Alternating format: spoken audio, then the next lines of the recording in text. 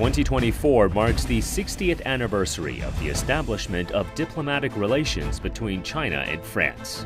With the rapid development of China's economy and the continuous expansion of its opening up, trade between China and France has gone from strength to strength. You see how the two countries work together, and they really make an effort to work together. Whether you look at different sectors, whether you're looking at the fashion world, whether you're looking at retail, whether you're looking at beauty, whether you're looking at wine. Under the framework of the China-France Comprehensive Strategic Partnership, the two countries have established a strong relationship, enabling them to address climate change and achieve positive results in many fields. I think between China and France, and also obviously for the bank included, we have a shared global view, in particular in the area of climate change. China is now the second largest insurance market in the world. The French insurance giant Accor Group has been operating in China for 25 years. Yes, over the past 25 years, Accor has been able to witness firsthand the spectacular growth of the Chinese economy. Join us this week on BizTalk as we explore the immense potential for deepening economic ties and cultural understanding as China and France enter the next decade of cooperation. Only on BizTalk, only on CGTN.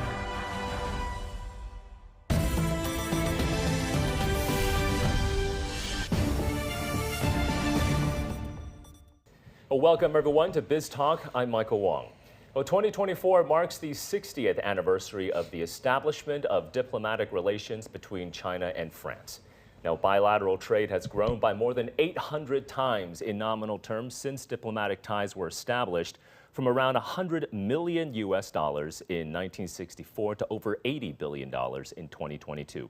Now, here on BizTalk, we'll be speaking to several French companies doing business here in China to get a better sense of how the economic and business relationship has evolved between the two countries as they celebrate 6 decades of official ties. Our guest today is Gary Rosen, CEO of Greater China at French hospitality giant Accor Group. Accor has a network of around 5,500 hotels with over 800,000 guest rooms around the world.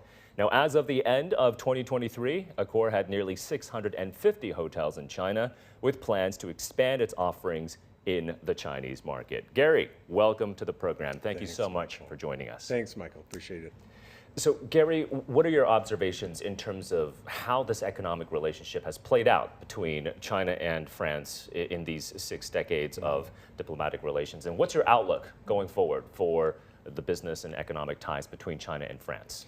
Well, I think the starting point really is you see how the two countries work together, and they really make an effort to work together. And that comes alive in the business community. Whether you look at different sectors, whether you're looking at the fashion world, whether you're looking at retail, whether you're looking at beauty, whether you're looking at wine, the growth for both companies, and especially that foreign direct investment into China, you wouldn't have that if you didn't have such strong ties over the last 60 years. And certainly those are going to continue moving forward.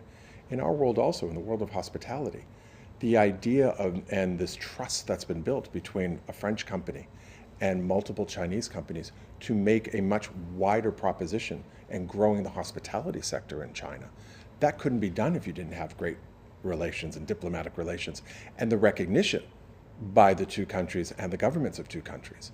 I think in our world, and for the future, we're at a new normal, now. But that new normal includes many French companies looking at increasing their direct foreign investment, many French companies recognizing that China is an important part of their growth around the world, but recognition, the role that the Chinese guest and consumer plays, as we were talking earlier. The future is a bright one. The strength of the relationship only makes it that much brighter. And I think we've entered into a recognition that when you look at these two countries together, you have a 1 + 1 = 10 outcome. That's my personal point of view, but also it's there in terms of validity, in terms of data.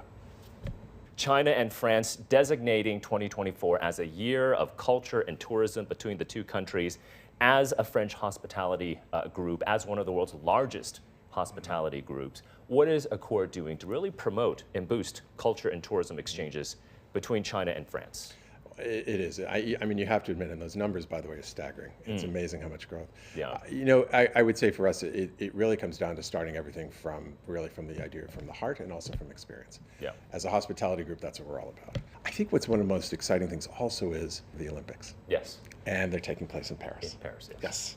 So that in itself also is a great opportunity which to celebrate. And we're doing that a lot with our most loyal guests through our Accor Live Limitless loyalty program, with our owning partners. And so we will be having a lot of folks being able to do and go over and participate in the Olympics as part of Accor, because Accor is an official sponsor, but also developing a lot of grassroots experiences as well, linked to the 60th anniversary of the diplomatic relations, but also having this halo effect of the Olympics. So bringing it grassroots, communities, kids, adults, because that's when you really bring things to life. Absolutely. And how do we get more Chinese tourists to France, Gary? Because pre-pandemic, we had about 2.2 million Chinese tourists heading to France, generating about 3.5 billion euros in revenue for the French economy. And Chinese outbound tourists pre-pandemic, they were such a large group. Where do we stand right now in terms of the recovery for Chinese outbound tourists, and especially going to France? Well, it's interesting because a couple of things. You're absolutely right. 2019, it was a stellar year for outbound. You had 170 million outbound tourists coming from China going abroad. The number is returning. By the end of 2024, you'll probably see closer to about 155 million, so just slightly down from 2019. But when you think about it, 155 million is a staggering number. Yeah. What's so wonderful and what we're obviously very excited about is when you look at Chinese tourists today, France is still the #3 place that they want to go to in terms of first within traveling closer to home, so within North Asia. But I think what's also very interesting is more and more people, as they're looking at cultural relevance, when they're looking at experiences, so many people have discovered wine country. And they're also, even back to your earlier question, the relationship, for example, between Bordeaux, Champagne country in France, and Ningxia here in China. Yes. This exchange of wine and this exchange of study and this exchange of growing beautiful vineyards. Yeah. That's another reason why so many people still enjoy going back to Paris. Cultural, certainly the idea of beautiful landmarks, shopping, food, and then certainly beautiful countrysides and wine, et cetera. So that's outbound tourism. How's Correct. business here in China, Gary? We saw this boom in domestic travel in terms of domestic leisure, domestic demand here in China post-COVID. How is that demand translating, looking like for Accor Group? Planning during that time of COVID to have technology built locally, loyalty built locally, has really put us in a very different footing. We really have the spirit of entrepreneurship. So, and that's how we approach it. And we are different in our thinking. As a European-based company, we think a little differently. Yeah. Our business has returned to the levels, and in many cases surpassed levels of 2019, when you think about actually the results of our current hotels. The other thing is for us, our company is about growth as well. We have signed close to 150 new hotels in 2023 that will open over the course of the next few years. That's significant growth. That has put us at the front in terms of global hospitality for players here in China. And but I think we're very in our approach, Michael. We realize that in China you can't go at it alone. Yeah. You can't. Yeah. And so what we've recognized is you do need to have local partners that you work with, and that's a part of how you think about your growth strategy in terms of your guest, but also your footprint. Yeah. And so we've been able to do that. We have incredible relationship that we built quite a few years ago with Huazhu, and they have master franchise for several of our brands, Ibis Styles and CHOR. The other is how we grow organically, especially in the world of luxury and in lifestyle.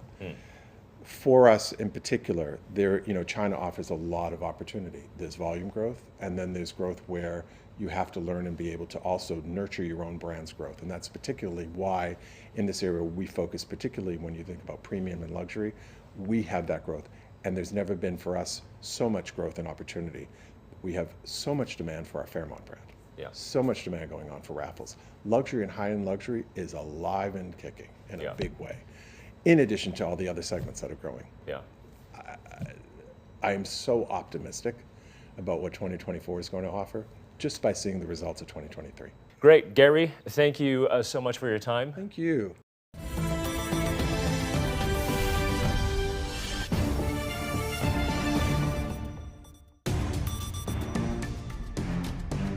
.360-degree profiles of industry movers and shakers, tech mavericks, and policymakers. We drill down on their success. We ask how they set strategy and how they navigate in an increasingly competitive market. Real talk, real business. Join the conversation.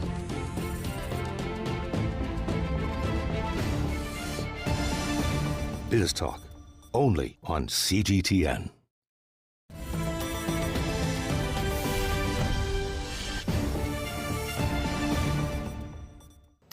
And welcome back to BizTalk and our conversation on 60 years of diplomatic ties between China and France. It's the largest bank in France. Global banking giant BNP Paribas aimed to establish a strong presence in the China market after the country began its reform and opening up push. Now, according to BNP, after opening up a representative office right here in Beijing in 1980, it became the first Western bank established in the People's Republic. And since then, it hasn't looked back. The group now has a strong presence in China with one of the most comprehensive suites of products and services for a foreign bank in the country. Joining me now is CG Lai, CEO of BNP Paribas China. CG, welcome to the program and thank you for joining us. Thank you. Thank you for inviting me.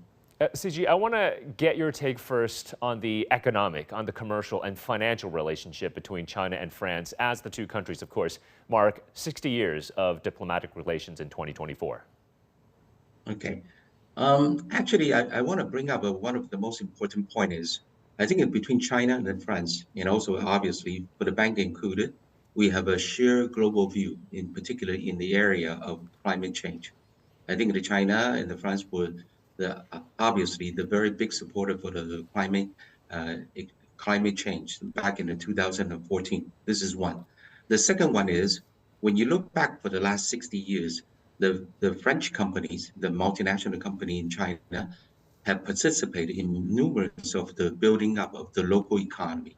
Okay, and France also has a very strong industrial policy, and is also a very big trading nation in the world.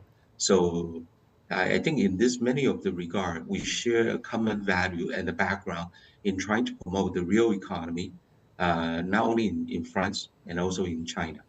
So these are the key points I like to remind the people of.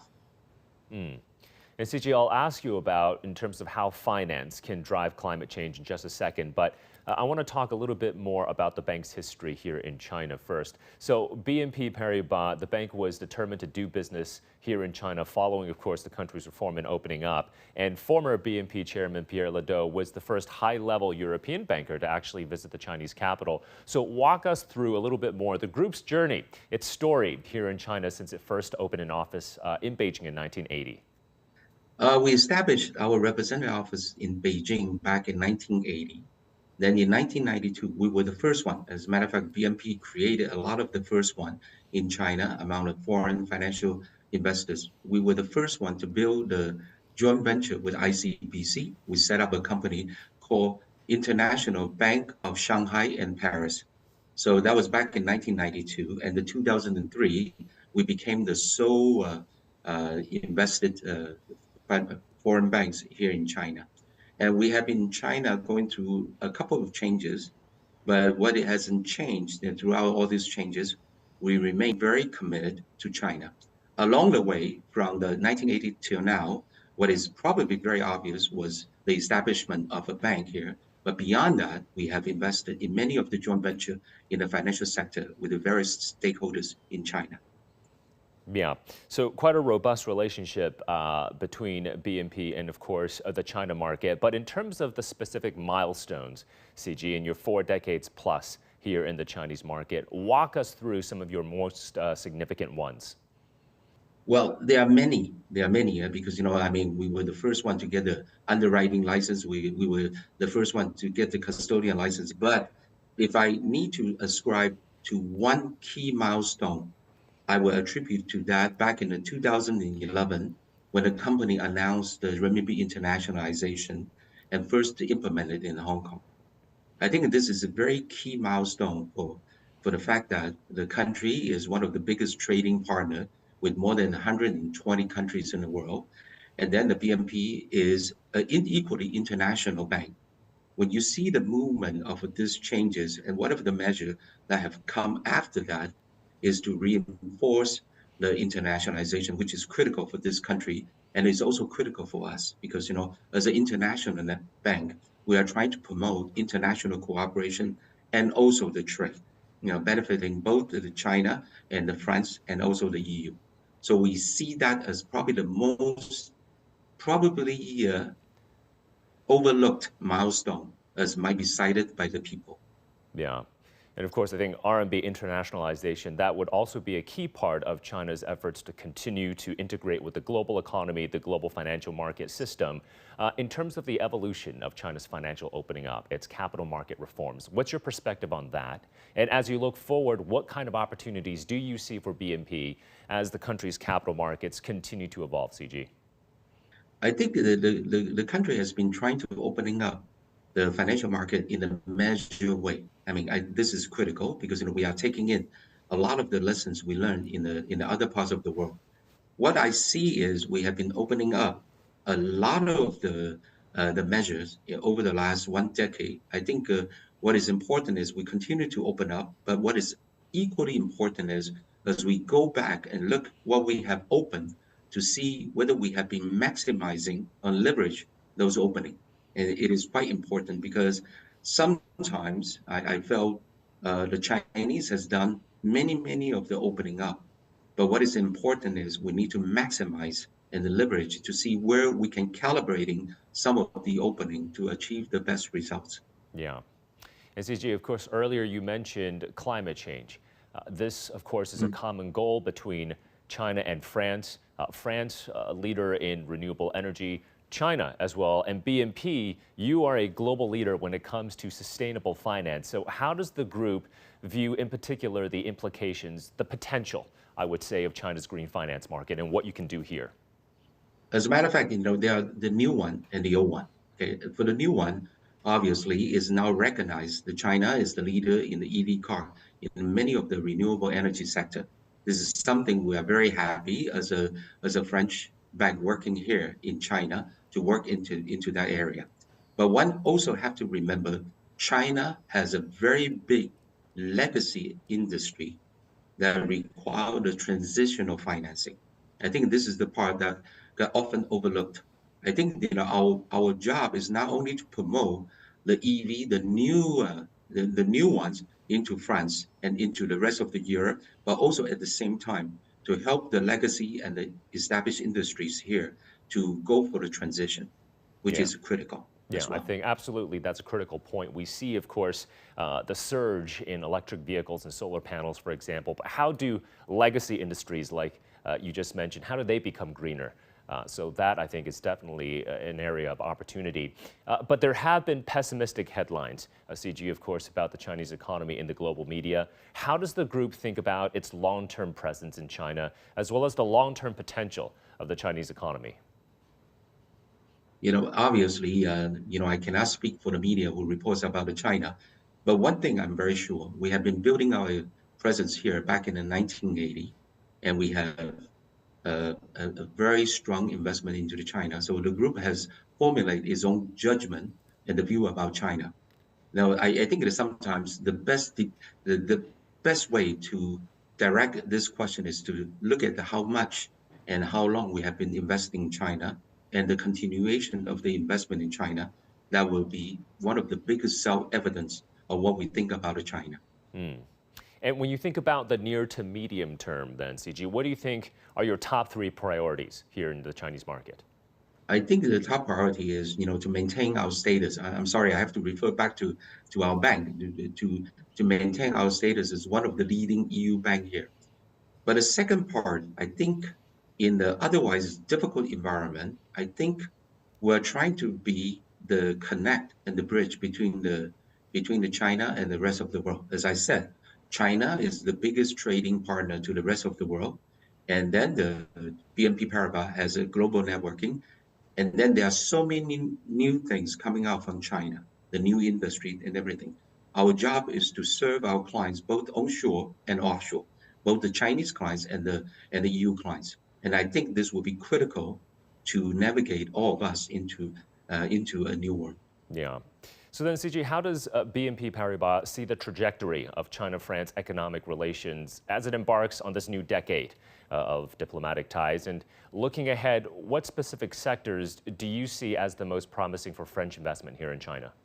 I think that for the next 5 to 10 years, France is a leading country in the EU. So it is critically that China maintain a very constant and high-level dialogue with France. And this is one. And France had also can be an advisor for China to work their way through the EU. I think this is critical as the Chinese industry and the financial industry are going through their changes a lot more outward looking, and Europe has been one of the biggest stars. I think, for the very first time, the Chinese also will have to, sort of seeking advice and consultation from the French to see how we can work better. I think this is critically important as the China going increasingly outward looking. As far as we are concerned, I think that the French company who have already built a very strong industrial base here in China, have built into and integrated into the supply chain here. I think the French company in China will continue to grow very strong. And I have really no doubt they are now also integrated into the new industry that the Chinese are building, which will be going outward. Okay, CG, many thanks for your time. CG Lai, CEO of BNP Paribas China. Thank you. And stay with us. When we come back, we'll speak with the largest 100% foreign-owned property and casualty insurer in the Chinese market, AXA Tianping, to get its perspectives on ties between China and France.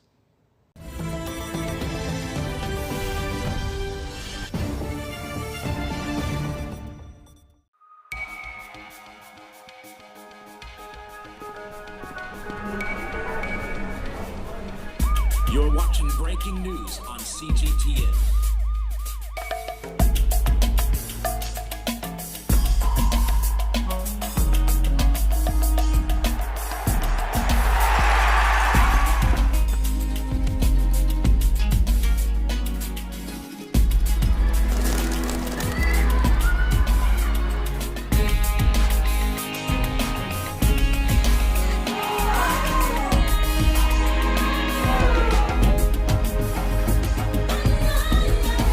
You're watching CGTN with the latest market-moving headlines from around the world.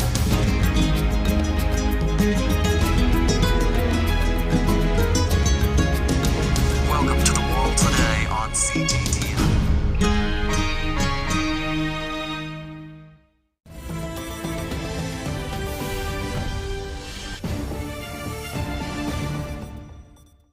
Welcome back.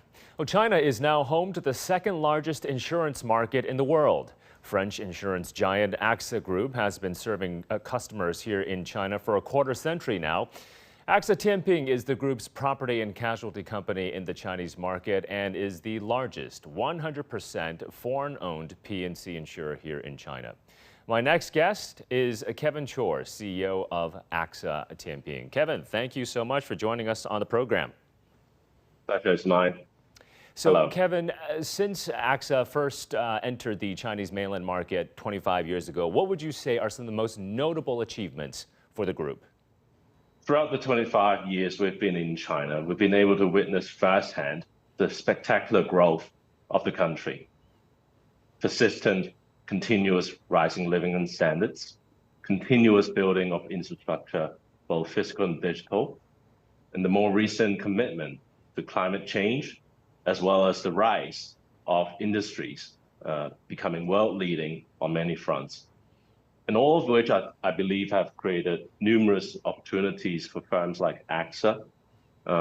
Insurers, by default, are facilitator to the real economy and acting as safety net for individuals and corporates alike.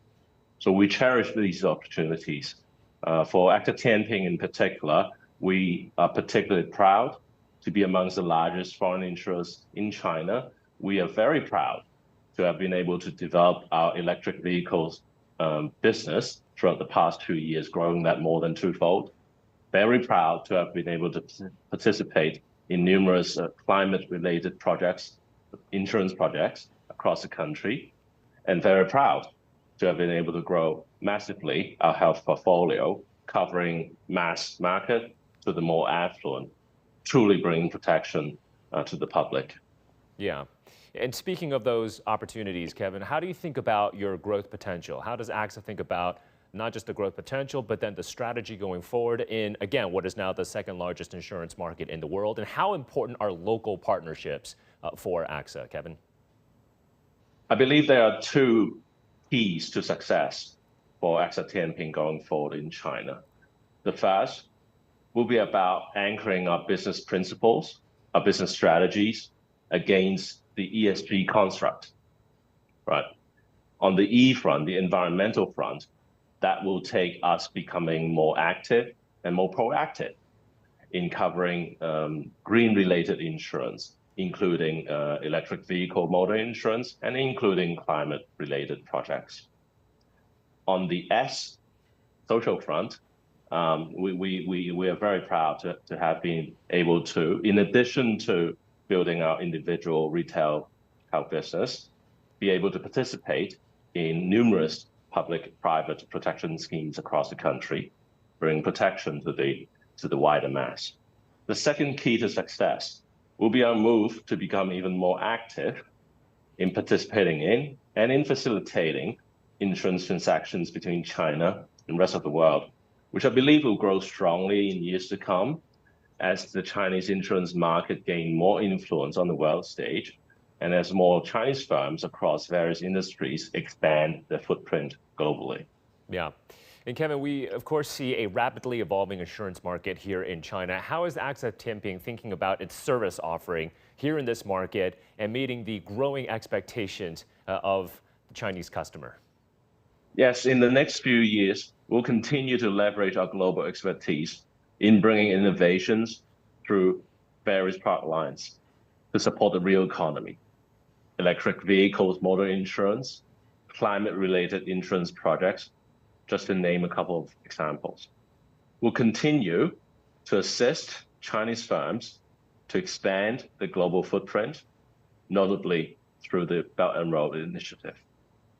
Last but not least, we'll continue to invest into our health business, bringing to life our payer-to-partner strategy. All right, so it seems like a lot of opportunities ahead for AXA Tianping here in the China market. Kevin, thank you so much for your time. Kevin CHOR, CEO of AXA Tianping. Thank you. Now, besides hospitality, banking, finance, and insurance, the economic and people-to-people ties between China and France have been robust since the establishment of diplomatic ties in 1964. Companies from the two countries have strong partnerships in many other areas. For example, in aviation, in energy, luxury, infrastructure, and even working together to support economic development in a third country. Now, as China and France step into the next decade of cooperation, the potential for deeper economic ties and cultural understanding remains vast. And that's going to do it for this edition of BizTalk here on CGTN. Thanks for joining us as we reflect on 60 years of diplomatic ties between China and France. I'm Michael Wong here in Beijing. We'll see you again next time.